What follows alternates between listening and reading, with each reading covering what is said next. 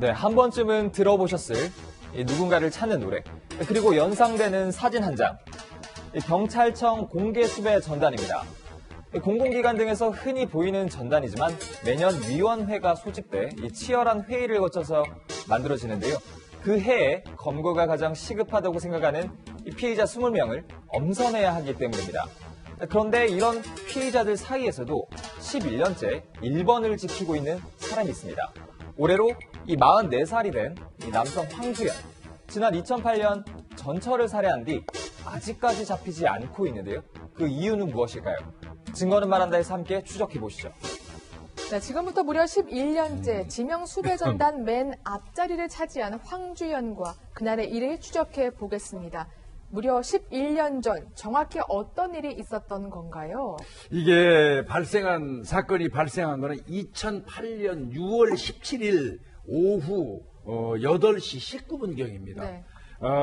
서울 서초구에 있는 강남 고속버스 터미널 주변에 있는 잔디밭에서 30대 남녀 2명이 피를 흘린 채 쓰러져서 발견이 됐어요. 그래서 그 주변에 지나가던 시민들이 신고를 해가지고 구급대의에서 이제 이송이 됐는데, 여성 같은 경우는 옮기자마자 한 30분 만에 사망하고요. 네. 남성은 수술을 받고 중환자실로 옮겨져서 겨우 목숨은 건졌어요. 네. 그런데 이 사망하기 직전에 이 여성이 숨지기 전에 이 얘기를 한마디 했는데, 네. 자기 전 남편의 이름을 얘기한 게 조금 전에 나왔던 황주연, 이 말을 하고 사망했습니다. 네. 그래서 경찰의 입장에서 볼 때는 황주연이 이 용의자로 특정이 됐던 것입니다. 네.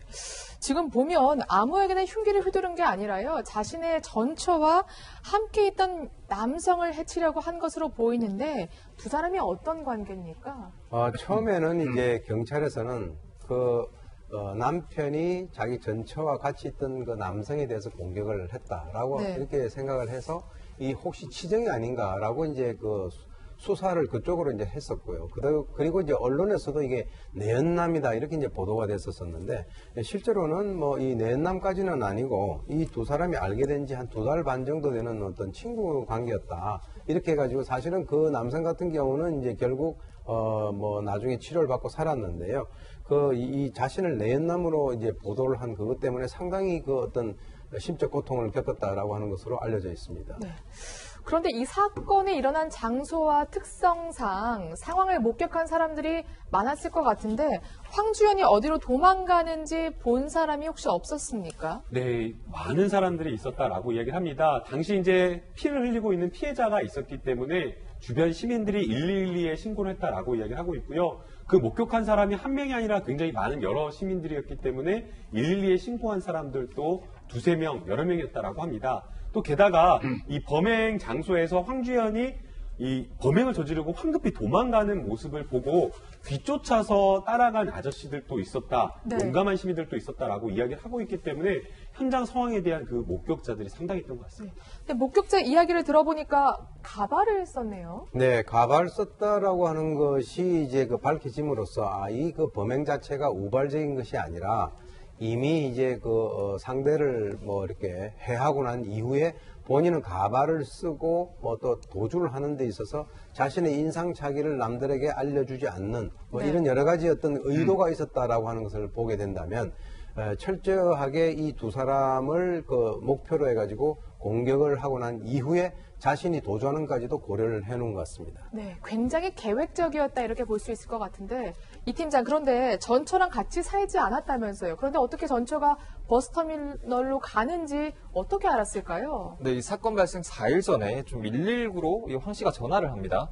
이 아기 엄마, 그러니까 전처와 통화를 하는데 극단적 선택을 한다고 난리다. 그러니까 전화를 안 받는다. 수신 지역이 어딘지 좀 알려달라. 그러니까 119에 대고 좀 연기를 해서 아내의 위치를 알아내려고 한 네. 것이죠. 그런데 119는 물론 현행법상 좀 알려드리기 곤란하다. 이렇게 해서 황 씨가 그럼 그냥 기다릴게요. 이렇게 좀 실패로 끝났습니다. 일단 시도가. 이제 사건 당일이 돼서 어떻게 이 위치를 알았냐면 딸을 미끼로 씁니다. 네. 이 전처한테 이 딸을 이제 버스에 태워서 보낼 테니까 당신이 데리러 와라. 그래서 고속버스 터미널에 아내가 온다는 것을 알고 있었던 겁니다. 네. 그야말로 치밀하고 또 치밀했습니다. 그런데 이렇게까지 계획을 세워서 전처를 살해할 정도면 꽤 묵은 갈등이 많은 것 같은데 네. 두 사람 사이에 어떤 일이 있었던 겁니까? 일단은 이 두 사람은 1996년도에 결혼을 했어요. 네. 혼인신고를 했습니다. 그런데 아마 가정생활이 편치 않았나 봐요. 2003년도에 일단 이혼을 합니다. 네. 이혼을 하고 이제 뭐 정리가 된 줄 알았는데 황주연이가 다시 찾아가 가지고 그 아내 되는 사람한테 사죄를 하면서 재결합을 하게 돼요. 그게 2006년도 이제 2003년도에 이혼하고 그 이후에 재결합을 했다가 또 다시 2006년도에 또 이혼을 해요. 그러니까 네. 혼인신고, 이혼, 다시 결합, 또 이혼 이렇게 이 번복을 하게 됩니다. 그런 과정에서 이제 그 황주연 같은 경우는 아내가 이 다른 사람하고 또 사귀고 있는 거라고 오해도 한 것 같고요. 그리고 또 정작 본인 같은 경우는 이 아내 이외에도 다른 여성과 만났어요. 네. 그때 만날 때도 다른 여성한테는 총각 행세를 했습니다. 아, 그래요? 그래서 그 여성이 나중에 얘기한 바에 따르면 유부남인지도 몰랐었다. 네. 이런 얘기가 나왔습니다. 네.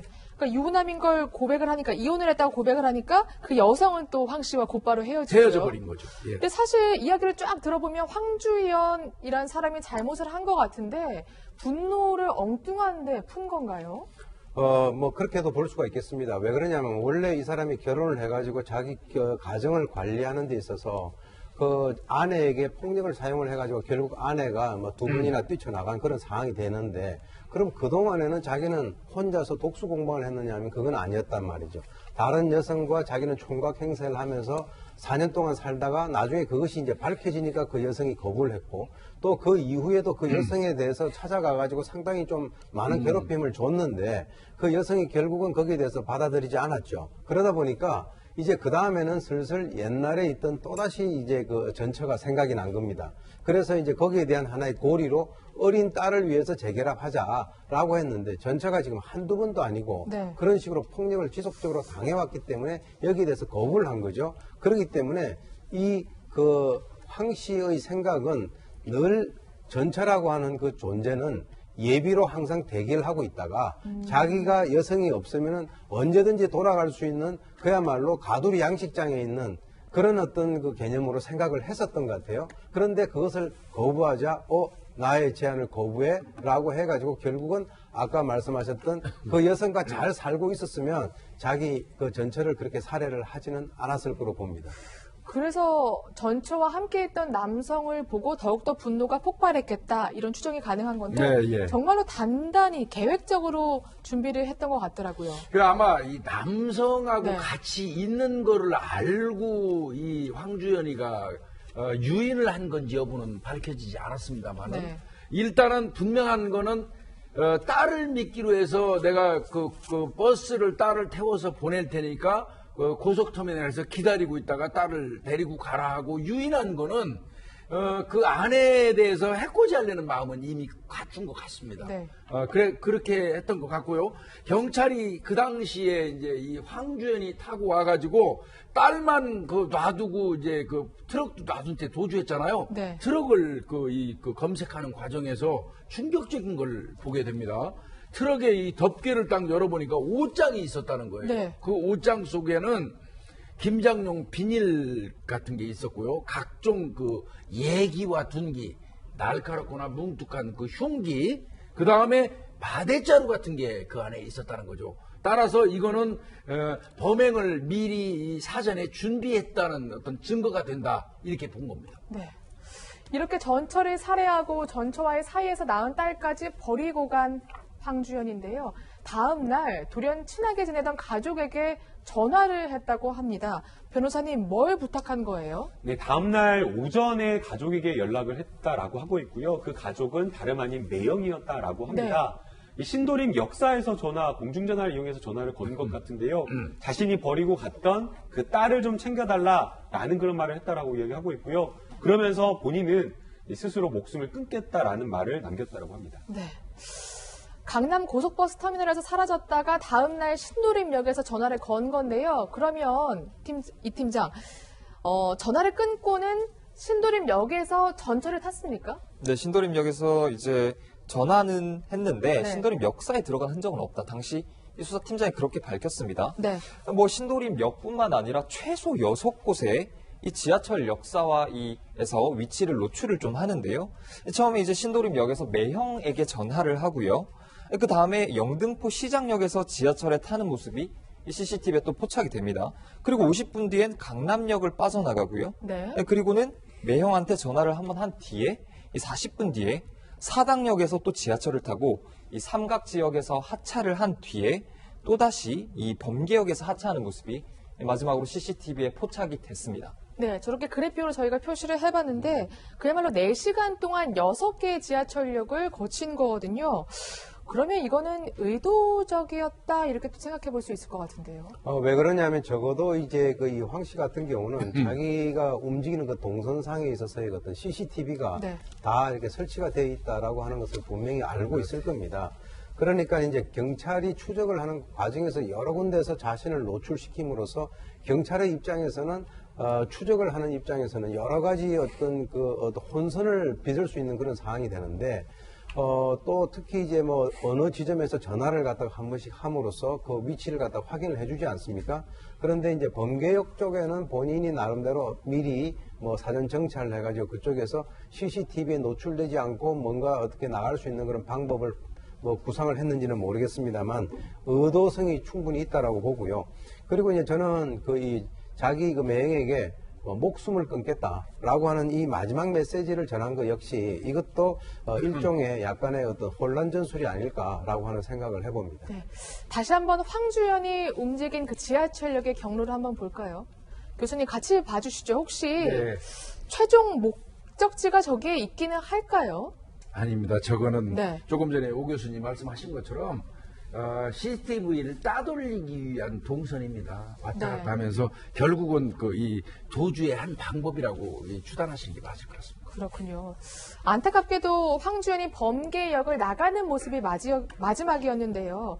경찰이 공개 수배를 그 후에 했음에도 신고는 없었다고 하는데 그래도 딱 한 번의 그 기회가 있었다면서요. 네, 구체적인 어떤 행적을 발견하기가 어려운 그런 상황이었는데요. 사건 발생 한 22일이 지나서 구체적인 행적을 포착을 했습니다.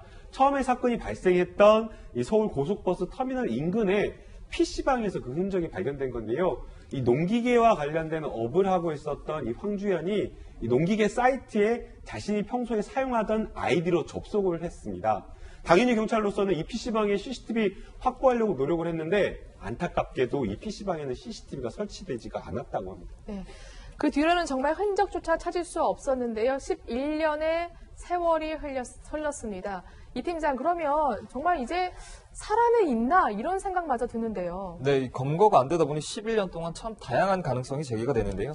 뭐 사망했다는 얘기도 있었고 은신을 했다, 어디 밀항을 했다, 그리고 뭐 성형을 했다 이런 소설 같은 가능성까지 모두 제기가 됐습니다. 11년째 검거가 되지 않다 보니 뭐 종합 공개수배 전단 여기에 25차례나 올라갔고요. 그런데 하나 조금 기록할 만한 당시 팀장이 조금 기록을 해둔 게 있는데요. 사라지기 전에 지인에게 경찰에 잡히는 사람들은 이해가 가지 않는다. 나는 안 잡힐 자신이 있다. 이런 식으로 말을 했다고 합니다. 나는 안 잡힐 자신 있다. 여러분, 지금 황주연의 공개수배 전단지가 나가고 있습니다. 마지막으로 두 분의 교수님께 여쭤보고 싶은데 지금 방송을 보시는 분들은 분명 지금 황주연의 얼굴도 보고 지금 뭐 인상착의 다 보지 않겠습니까? 단서가 될 만한 거 좀 어떤 게 있을까요? 저 사람은 얼굴의 특징이 상당히 많습니다. 제가 네. 볼 때는 얼굴이 비대칭이에요. 네, 그래서 누가 보면 한눈에 딱 알아볼 수 있을 정도가 되는데 그럼에도 불구하고 지금 11년째 이 사람이 검거되고 있지 않다면 제 생각은 성형수술 같은 걸로 얼굴을 바꿨을 개연성도 좀 있어 보이고요. 네. 매형한테 극단적인 선택을 뭐 얘기한 거는 이건 수사진한테 헷갈리게 하려는 목적이 있다고 봐요. 왜 그러냐면 살해한 이후에 본인의 생업인 농기구센터를 접속해가지고 검색할 정도라면 생업활동 하겠다는 뜻이거든요. 네. 그러니까 저 사람이 극단적인 선택을 할 가능성은 저는 없고요. 그 다음에 이제 재정 상태는 그 당시 수사진이 파악한 바에 따르면 밀항을 할 정도의 돈이 없었다는 거예요. 네. 그럼 밀항도 좀 없어 보이고요. 만약에 이 사람이 살아있다면 타인의 인적사항을 도용해서 성형수술한 상태로 도피 행각을 벌이고 있는 게 아닐까 싶기도 합니다. 네. 교수님 보시기에는 어떠세요?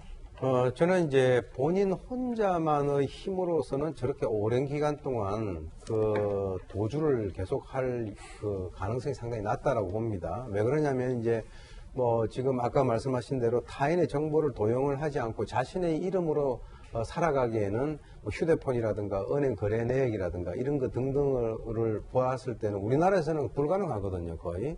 예, 그렇다면 저도 이제 이 생존 반응이라고 하는 것이 전혀 나타나지 않고 사실 저 얼굴 자체가 상당히 좀 특성이 있기 때문에 네. 일반적인 사람들이 지금 만약에 쭉 나가는 저것을 보시면은 금방 이렇게 좀 신고를 할 수가 있는데 사실 저 얼굴이 11년 동안 25차례 나왔으니까 상당히 많은 사람들이 저걸 봤었단 말이죠. 저도 굉장히 많이 봤었고 그럼에도 불구하고 아무런 신고가 들어오지 않는 것은 글쎄요 얼굴을 좀 바꾸지 않았냐. 요즘에 가끔씩 보면 이 페이스 오프하는 그런 네. 범죄자들이 있어요. 그렇기 때문에 예, 저런 얼굴을 가지고 사람들이 인상을 가지고 있는데 전혀 다른 얼굴로 나오면 지나가더라도 알 수가 없는 그런 상황이 될 수가 있는 것이죠. 누군가 조력자는 있는 것 같습니다. 네. 숨으려는 황주연과 찾으려는 자 사이의 기나긴 싸움 지금도 현재 진행 중입니다. 그러나 결국에는 찾으려는 자의 정의가 이길 것이라고 믿습니다.